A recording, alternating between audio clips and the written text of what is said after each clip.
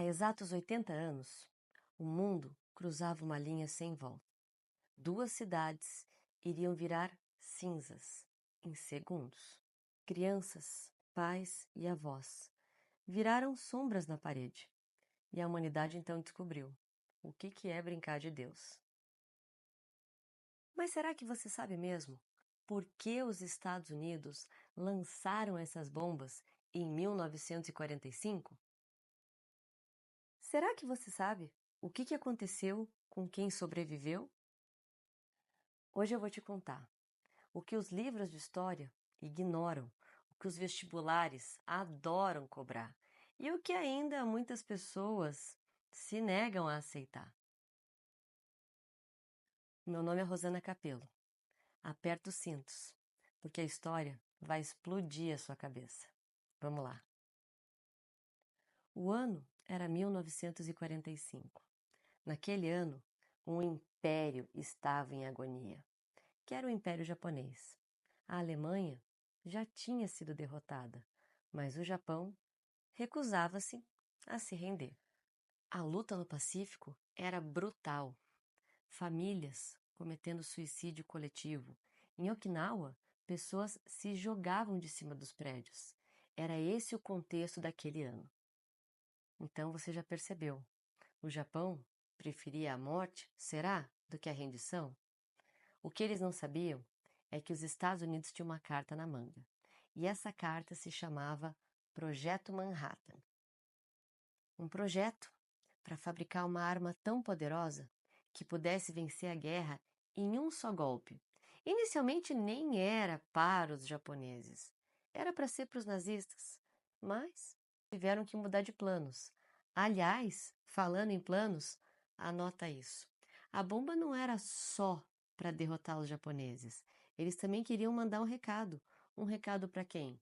Para quem naquele momento era amigo, mas assim que a guerra acabasse, as amizades iriam ser cortadas. Amigos, negócio à parte, o negócio era guerra. Eu estou falando deles quererem mostrar o seu poderio bélico para a União Soviética. Ou seja, as bombas, elas podem ser consideradas como sendo o primeiro ato da Guerra Fria, que vai se prolongar aí por décadas. Agora vamos falar do inferno na Terra. Tudo começa naquela manhã, do dia 6 de agosto de 1945, quando um avião bombardeiro, o Enola Gay, que tinha sido batizado pelo piloto em homenagem à mãe dele, sobrevoa a cidade de Hiroshima. 8h15 da manhã, a bomba Little Boy é lançada. A temperatura vai atingir 4.000 graus Celsius. Pessoas vão evaporar se estiverem dentro do raio principal da explosão. Esse epicentro da bomba, essa cidade, ela vai perder em segundos 140.000 pessoas. Só que não foi a última. No dia 9 de agosto, a bomba Fat Man vai ser lançada em Nagasaki. E lá, por questões meteorológicas e também geográficas, o saldo de mortos vai ser de 70.000 mortos, mas também em instantes. O que os livros não te contam é que, independente de qual era o tipo de bomba, se era de urânio, se era de plutônio, não interessa. As bombas continuaram matando por décadas. Leucemia, câncer, muitas mulheres grávidas que não tiveram o sucesso que queriam no final da gravidez. Por décadas isso vai acontecer. Os sobreviventes do Filho da Luz, os Filhos da Luz, como eram chamados, os Hibakushas, vão ter que sofrer em silêncio. Eles eram considerados malditos dentro do próprio Japão. Sofreram em silêncio. Ficaram sem emprego, sem direito, sem voz. O preconceito foi passando de geração, de pai para filho para neto. E, no final das contas, muitas histórias que até hoje acho que a gente nunca vai saber. Algumas a gente vai conhecer hoje aqui. Bom, esse silêncio virou cicatriz. E cá estamos, 80 anos depois, E o que essa bomba nos ensinou? Alguns dizem que ela salvou vidas. Dizem que ela evitou que a guerra se prolongasse por mais tempo, que a guerra ceifasse mais vidas. Essa é uma narrativa muito comum nos livros de história norte-americanos.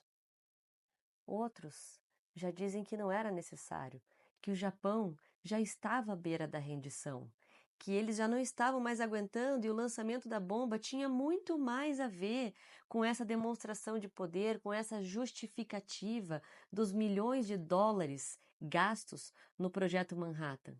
Mas, no final das contas, quem pagou foram os civis dessas duas cidades. E se a bomba foi uma lição para o mundo inteiro, uma lição de um país para o outro, será que a gente aprendeu essa lição 80 anos depois? Eu acho que não. Eu vou dar a resposta. Por que eu acho que não? Porque ainda tem 13 mil ogivas nucleares ativas. Então parece que estudar o passado não está bem só no passado. A gente continua vivendo essa história. E a pergunta que fica é: será que a gente está mais seguro? Será que a gente está esperando uma próxima explosão?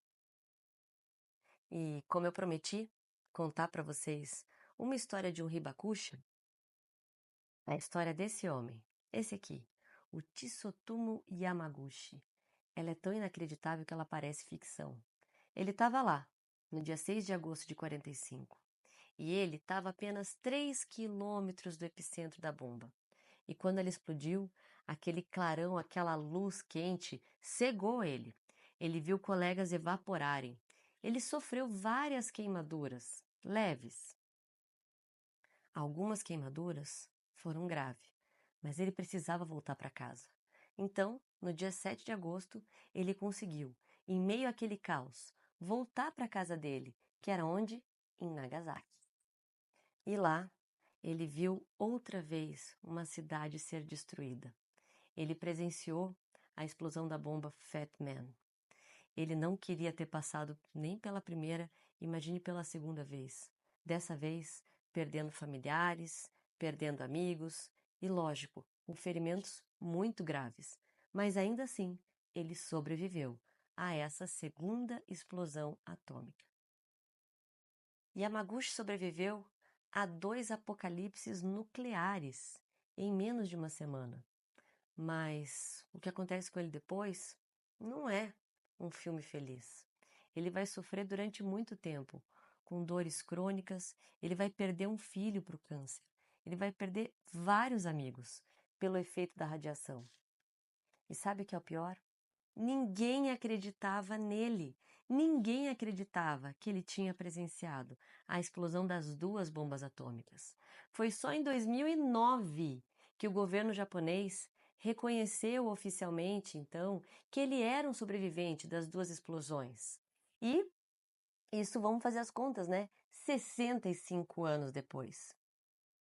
Tsutomu Yamaguchi viu o sol cair 2 vezes. Ele é a maior prova de que a guerra não acaba para quem sobrevive. Tá dado o recado, minha gente.